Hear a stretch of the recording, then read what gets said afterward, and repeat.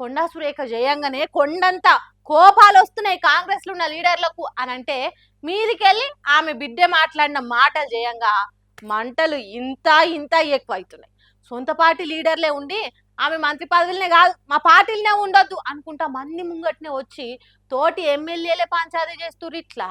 మీ party పనితనం బాలే, మీ మంత్రుల్ని బరాబర్ బర్తరఫ్ చేయవలసిందే అని ప్రతిపక్షాలు పక్క పార్టీలు అనుడు కాదు, పవర్లున్న సొంత పార్టీ ఎమ్మెల్యేలే మంత్రిగా ఆమె పనికిరాదని పళ్ళు కొరుక్కుంటా రాజీనామా డిమాండ్ చేస్తున్నారు. అదే ముచ్చట మాట్లాడుకుంటా కాంగ్రెస్ ఎమ్మెల్యే వేముల వీరేశం ఉండి కాంగ్రెస్ పార్టీలనే ఉండి బయటి పార్టీల కంటే ప్రతిపక్షాల కంటే ఎక్కువ మాటలు అనుకుంటా చేయి పార్టీ చేతులు తినట్టే మాట్లాడేటోళ్ళ గురించి మాట్లాడుతున్నాం అనుకుంటా మంత్రి కొండా సురేఖ నడుచుకున్నాడు ఇట్లా.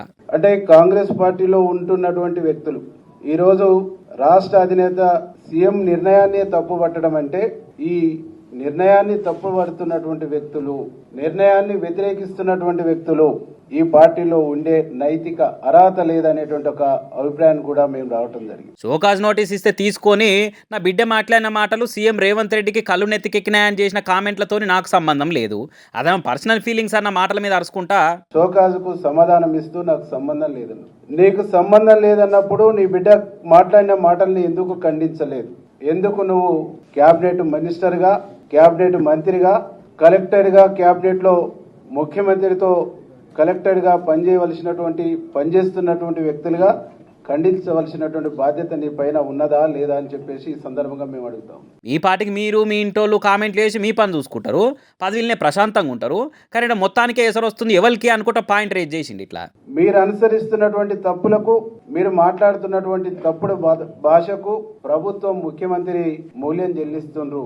కానీ మీరు మాత్రం ఆ పదవిలో ఎంజాయ్ చేస్తూ మీ ఎంటర్టైన్మెంట్ లో ప్రభుత్వానికి, పార్టీని ఇబ్బంది పెట్టేటువంటి ఒక ప్రయత్నం చేస్తున్నారు అనేటువంటి విషయాన్ని ఈ సందర్భంగా మేము గుర్తు చేయగలం. ఇక ఈ కామెంట్ల నొకెత్తి అయితే కొండా సురేఖ జయంగా మా పార్టీ మీద బండలు పడడు ఎన్నడో చాలైంది అనుకుంటా ముంగటేసుకున్న ముచ్చట ఇంకో ఎత్తు. చెప్పురు సార్ అదేందో. సమంత విషయంలో మాట్లాడినా, ఏ విషయంలో మాట్లాడినా ఎప్పుడు మీ భాష పార్టీకి తలనొప్పిగానే ఉంది.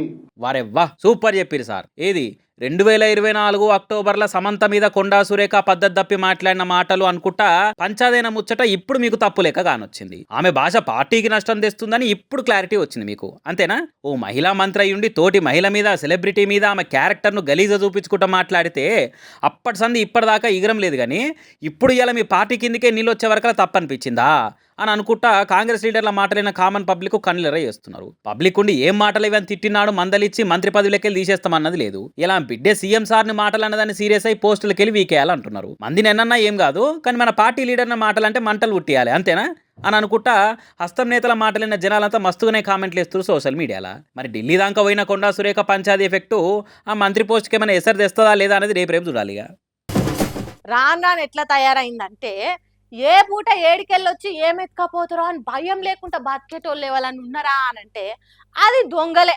మామూలు పబ్లిక్ ఏమో మనశ్శాంతి లేకుండా చోరీ భయాలకి కంటి నిండా నిద్రకి కరువైతురానంటే ఆ పండుకున్న జర్రంత సేపట్ల నీగో గిట్లా పనితనం చూపించి పర్షాన్ పాలు చేస్తుర్రు. ఎక్కువసేపు పొయ్యొంచి పనిచేసేదే లేదు, క్రియేటివిటీ చూపించే అక్కరే లేదు, బాస్తాన బదనాములు మీదేసుకొని బాధపడే అక్కరే లేదు. సెకండ్లలోనే ఇట్లా బండి హ్యాండిల్ను కాలుతో అటు తిప్పాలి, వెనకకు మళ్ళీ చూడకుండా ఎత్తుకపోవాలి. ఇంత మంచిగుంది ఈ చోరగాల ఆమ్దాని ఉపాయము. సంగారెడ్డి జిల్లా పటాన్ చెరువు మండలం ముత్తంగి కాడ ఆకిట్లా ఇంటి ముంగట పార్క్ చేసిన బండ్లే దొంగగాలు టార్గెట్ చేసి పెట్రోల్ ఖర్చుకు లేకుండా ఓనర్ ఓపించిన పెట్రోల్ తోనే ఊరు దాటిపోతున్నారు. పొద్దంతా డ్యూటీ చేసి వచ్చి జనాలు పొద్దుమీకి ఇంటికి వచ్చి వండుకోగానే వీళ్ళు నైట్ డ్యూటీ ఎక్కుతున్నారట. ఒక్కసారైనా కాదు, ఇదివరకు కూడా ఇంకొంతమంది బైకుల్ని భయం లేకుండా ఎత్తుకోవేరట. ఇట్లనే సీసీ కెమెరాలున్నా చూసి ఎట్లెత్తుకపోయిర్రు అని ఎరక చేసుకొని బాధపడు తప్ప ఏం ఫాయిదా లేదట. కానీ చూడురి, ఏడాదంతా తినకనో, చిట్టీలు కట్టో, ఫైనాన్స్ తీసుకోనో, కిస్తీలు కట్టో ఓ బండి కొనుక్కొని బతుకు బండిని బల్మీకైనా గుంజుదామని తనలాడుతుంటే ఏం కష్టం లేకుండా అటు ఇటు చూసి 5 నిమిషాల లోపటినే ఇట్లా బండ్లు ఎత్తుకపోయి లక్షల రూపాయల బండ్లను ఆగం చేస్తూరి బద్మాషగాళ్ళు. తాళం వేసినాం కదా ఏడికి పోతుంది, ఏ ఇంటి ముంగట్టుకొచ్చి ఎవడెత్తుకపోతాడు అనుకోకుండా ఎందుకైనా మంచి జర గేట్ లోపల పెట్టుకొని జాగ్రత్తగా ఉండు బండిని. లేకుంటే ఇట్లా బైకులు ఎత్తుకపోయినాక కేసులు, పోలీస్ స్టేషన్లు అనుకుంటా తిరుగుతానికి మళ్ళీ మందినో దోస్తుగాలనో బండి అడిగి తిప్పలు పడవలసి వస్తుంది. ఏమంటున్నాం?